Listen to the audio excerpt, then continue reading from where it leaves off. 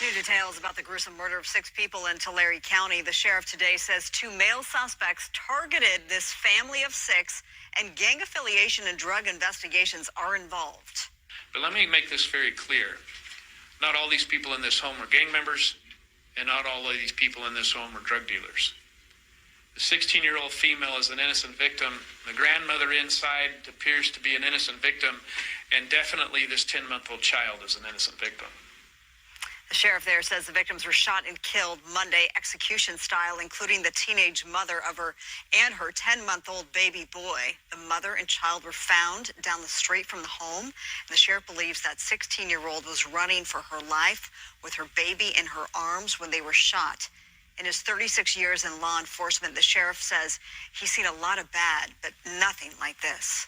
What I have not seen is the very apparent murder of a 10-month-old child for no reason. What I have not seen is the very clear assassination style to the head of a teenage mother. That I have not seen. It's egregious. The sheriff says the targeted home is known for gang activity. Earlier this month, deputies visited the home for a parole compliance check. They ended up taking a paroled felon into custody for several parole violations. He bailed out 4 days later and is one of those 6 victims. The sheriff says he is not ruling out that this is linked to a drug cartel. A $10,000 reward is now being offered. We're able to identify those victims today and provide those to you. Many of you have already discovered who they are through social media. I would caution you, please don't be listening to factual information from social media. That is not where you will find your facts.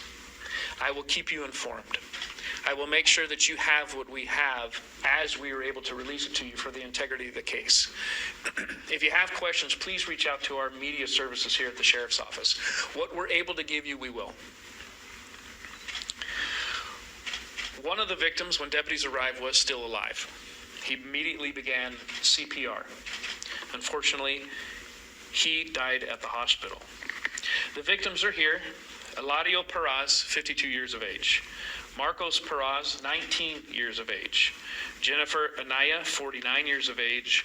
Rosa Perez, 72 years of age. Alyssa Perez, 16 years of age.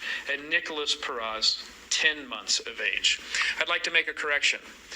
On scene that night, we believe that the young teenage female was 17 years old. In fact, we later learned that she was 16 years old, and I believe I put out that she was 17. We also believed at the time that the infant was 6 months old. We later learned that it was 10 months old. So I want to make that correction for all of you today. She was 16, and the small infant was 10 months old. She was found, along with the infant, laying next to her mother, his mother, down the street. We believe that the 16-year-old teenage mother and her small infant actually was fleeing and running from the scene. What we have since learned through forensics, that it was clear that the shooters stood over the top of the 16-year-old mother and fired rounds into her head.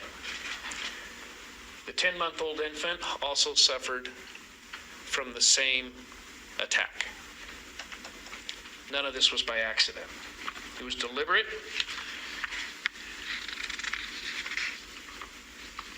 intentional, and horrific. I will tell you this. We do know of 3 surviving victims from this, what we're describing as a massacre. 3. We will be interviewing them and collecting as much information as we can. There was one person inside the home hiding as they could hear the gunfire erupting inside the home. The description from him is that he was in such a state of fear that all he could do was hold the door, hoping that he was not the next victim.